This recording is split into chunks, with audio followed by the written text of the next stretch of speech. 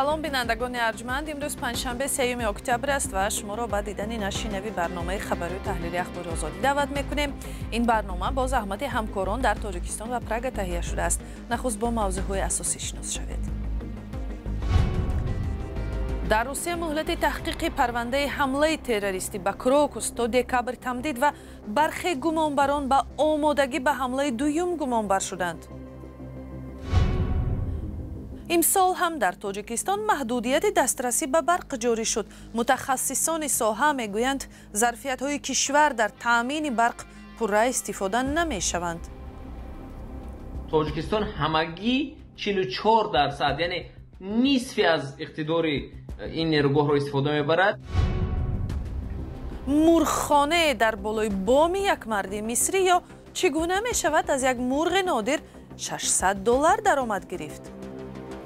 ҳар дафъа мегӯям ин пешаро хотима бахшида паррандаҳоямро мефурӯшам, вале баъд як ҳафта боз парранда харида парваришонро идома медиҳам.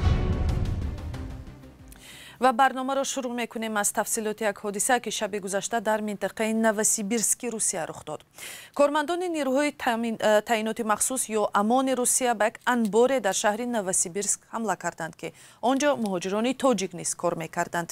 Чанде аз онҳо ба радиои Озодӣ нақл карданд ки шеваи бархурди кормандони омон бераҳмона ва хилофи меъёрҳои инсонӣ буд. Бархе аз ин наворҳое ки корбарон ба радиои Озодӣ ирсол намуданд баёнгари хушунат ҳам мебошанд. Бар пояи наворҳои корбарон ҳамкорам Муъмин Аҳмадӣ гузорише таҳия кард ки пешкаши шумо мекунем. навори аз саҳнаи ҳамлаи омони Русия ба анбори ширкати Озон дар Новосибирск. ҳодиса шоми 2 октябр рух додааст. инҷо наздики 100 муҳоҷири тоҷик кор мекунанд. маълум нест чаро низомиён бо муҳоҷирон ин гуна бераҳмона бархурд карданд. яке аз шоҳидони воқеа гуфт, ҳамлаварон 32 муҳоҷирро бо худ бурданд. муҳоҷирон гуфтанд ки рӯзи 3 октябр қарори депорти 16 тан аз онҳо содир шудааст. зоҳиран фишору азият ва ихроҷи муҳоҷирон бо далелу бедалел ба як кори маъмулии мақомоти рус табдил ёфтааст. то замони ихроҷ аз Русия ба Тоҷикистон онҳо дар шароити бад нигаҳдорӣ мешаванд.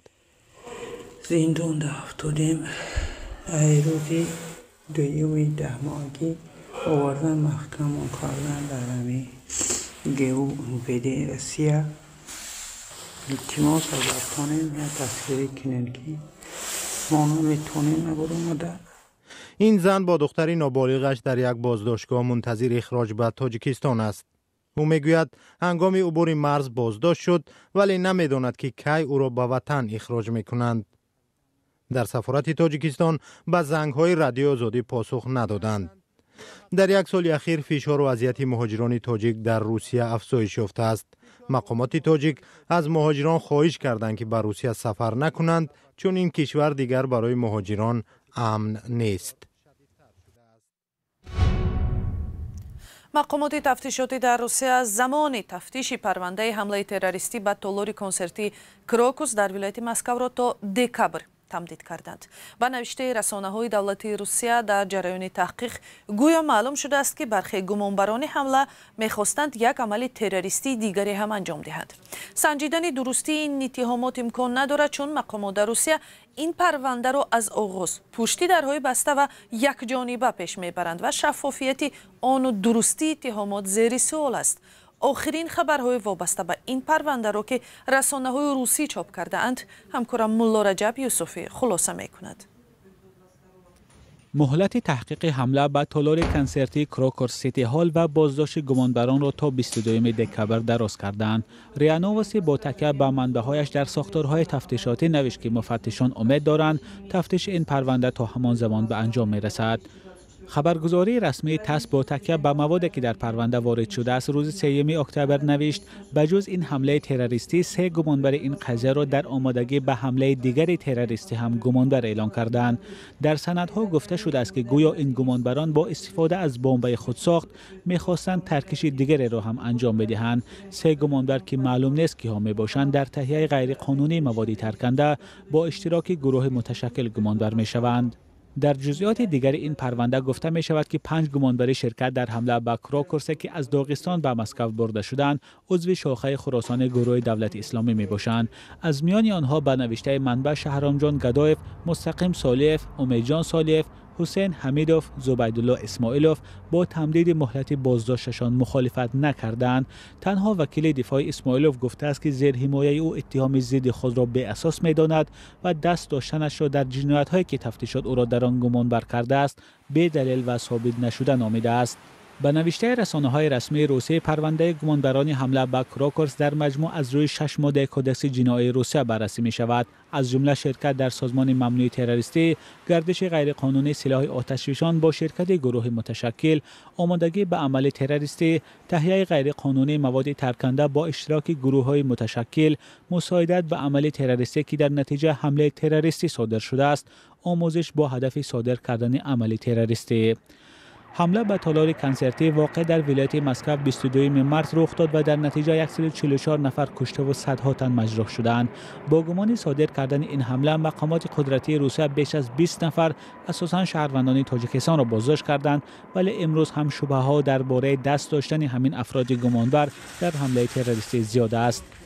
یک دلیل قوی که آن را حامیان حقوق پیوسته یاد می‌کنند این اقرار گمانبران تحت شکنجه سنگین میباشد که مطابق معیارهای قانون‌های بین‌المللی و همبشری به قول آنها نمیتواند چون دلیل استفاده شود. شرایط نگهداری گمانبران در داخل بازداشتگاه معلوم نیست و والدان برخی از آنها به مطبوعات شکایت کردند که درباره دسترسی فرزندانشان به وکیل دفاع و حمایتگر حقوقی هیچ خبری ندارند و خود آنها هم نیم سال باز به این سو از امکان دیداربینی با آنها محروم میباشند. پگاه روز 4 اکتبر جلسه کمیسیون بین حکومتی اقتصادی روسیه و تاجیکستان در دوشنبه برپا می شود و به احتمال زیاد در این نشست سرنوشت نیروگاه برق آبی سنگتوده 1 که با سرمایه روسیه ساخته شده است بررسی خواهد شد. کارمندان این نیروگاه میگویند که تاجیکستان از اقتدار آن به قدر لازم استفاده نمی کند، در حالی که کشور با کمبود جدی نیروی برق روبرو است. علیشیر ظریفی و امیر سویف گزارش میدهند. در تاجیکستان امسال لیمیت برق زودتر جاری گردید و پیشگویی زمستانی سخت و دراز مردم را نگران کرده است. در همین حال یکی از نیروگاه‌های بزرگ تاجیکستان سنگتوده 1 با توانایی پورا کار نمی‌کند تا مشکل را آسان کند. تاجیکستان همگی 44% یعنی نصفی از اقتدار این نیروگاه را استفاده می‌برد. چرا؟ چون که برق تاجیک از این بیشتر از این نیروگاه برق نمی‌خرد و ظاهراً سبب در آن است که نرخی برقی که سنگتوده 1 تولید میکند و با برق تاجیک میفروشد با گمان برق تاجیک گران است، چون طبق سازشنامه بین تاجیکستان و روسیه از سال 2009 نرخ نیروی برق سنگتوده 1 0.116 سنت تعیین شده بود و این ماموریت نیروگاه حق دارد که هر سال 4% نرخ آن را بالا برد. ولی برق تاجیک همیشه تاکید میکند که نمیتواند بر زیان خود از این نیروگاه برق خرد و ارزانتر به مردم فروشد. نمایندگان شرکت برق تاجیک حاضر نشدند موضوع را شرح دهند. در دفتر نیروگاه سنگتوده 1 طلب نمودند که برای شرح موضوع نامه رسمی لازم است. با وجود آنکه نامه رسمی را به این نهاد فرستادند ولی تا حال پاسخ ندادند. تنها یک مسئول این نیروگاه در صحبت با رادیو آزادی گفت که در فروش و تامین نیروی برق به اهالی آنها مستقل نیستند و این از برق تاجیک نیز بستگی دارد. مشکل میان دو نهاد تولید و فروش برق در حالی است که چند روز اخیر برخی ساکنان از جمله در دوشنبه نیز از قطع برق در منزلشان شکایت کردند. روز 30 سپتامبر تقریبا ساعت 22:30 شب برق در خیابان نصرت‌الله مخصوم و کوچه محمدیف خاموش شد. راستی همان شب هوا خیلی خنک بود. همون روز 30 سپتامبر بارانگری بود. به همه معلوم است که در دوشنبه باران سخت شد، هوا خیلی سرد شد. بعدا ما سحر با مسئولین شبکه‌های برقی چندین بار تماس‌های پی در پی کردیم. متاسفانه به زنگ تلفن ما جواب ندادند. یک سبب زبان‌کوتاهی تجارتی شرکت برق تاجیک در نزد سنگتوده 1 این هم است که آن از نیروگاه 3.41 میلیارد سومانی قرضدار است. همزمان قرض این نیروگاه از انداز 245 میلیون سومانی را تشکیل می‌دهد. ҳукумат дар гузашта чунин қарзро барои пӯшонидани воми барқи тоҷик бахшидааст. Сангтуда як мегӯяд пуле ки барқи тоҷик ба он медиҳад ҳамагӣ 32% нархи барқро мепӯшонад ва ин имкон намедиҳад нерӯгоҳ ба буҷаи Тоҷикистон пардохтҳои комил анҷом диҳад. нашри ин гуна маълумот албатта ба обрӯи Тоҷикистон ва умуман ба фазои сармоягузории кишвар бисёр таъсири манфӣ мерасонад. бояд маъмурони барқи тоҷик дигар масъулонро месазад ки ин масъаларо ба як шакли ҳал кунанд. агар бо ин созишнома чандон розӣ нестанд, бо Москав бояд вориди гуфтушунид шаванд, чунки ҳайф аст ки ин нерӯгоҳе ки сохта бунёд шудааст, чанд чархаи он бекор хоб аст, мардум аз бебарқӣ ранҷ мебаранд. нерӯгоҳи Сангтуда-1 бо сармояи Русия дар дарёи Вахш сохта шуда, 75% он ба Русия ва 25%аш ба Тоҷикистон тааллуқ дорад. ва ҳоло шуморо бо як марди мисрӣ шинос мекунем ки машғулияти дӯстдоштааш мурғпарвариро ба як тиҷорати роҳати ҷону ҷайбаш табдил додааст.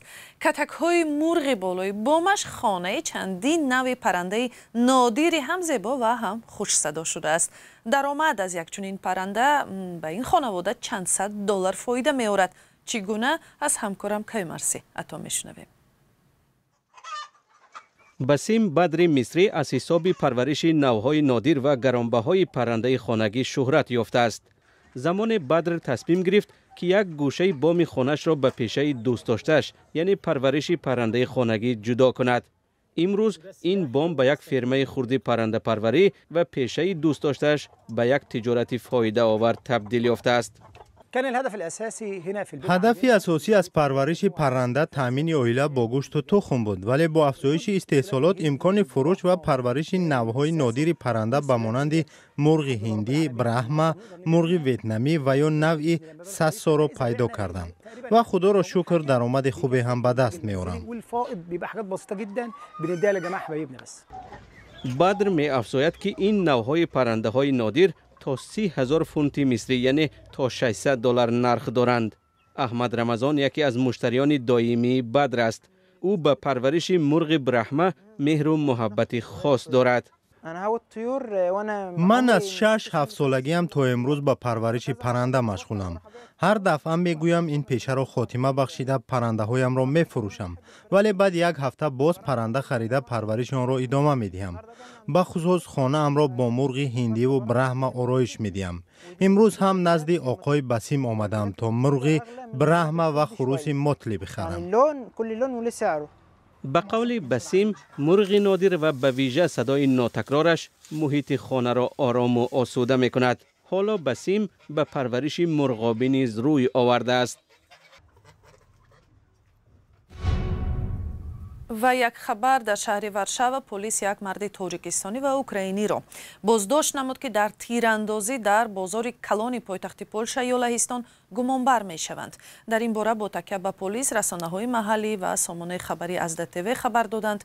марди украинӣ 38 ва марди тоҷик 45 сола мебошанд, аммо ҷузъиёти дигари вобаста ба шахсияти ин нафарон нашр намешавад. дар хабарҳо омадааст ки ҳодиса рӯзи 8 сентябри имсол дар бозори Олимпияи шаҳри Варшава рӯй додааст. матбуот навиштааст ки дар он ҳодиса полис хостааст ҳуҷҷатҳои як мардеро ки дар фурӯши телефонҳои дуздӣ гумонбар мешуд тафтиш кунанд, вале ҳангоми тафтиш ин мард фирор намуда гумонбари дуюм ба сӯи полис тир кушодааст.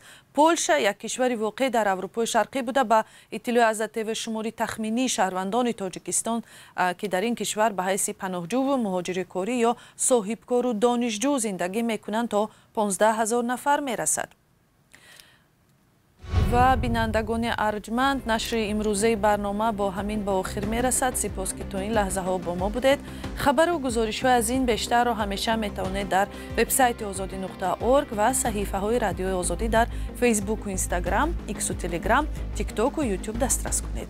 ба радиои озодӣ фиристодани хабару видеоҳои муҳиму ҷолиб аз ҳодисаҳои Тоҷикистонро фаромӯш накунед. худо нигаҳбони шумо.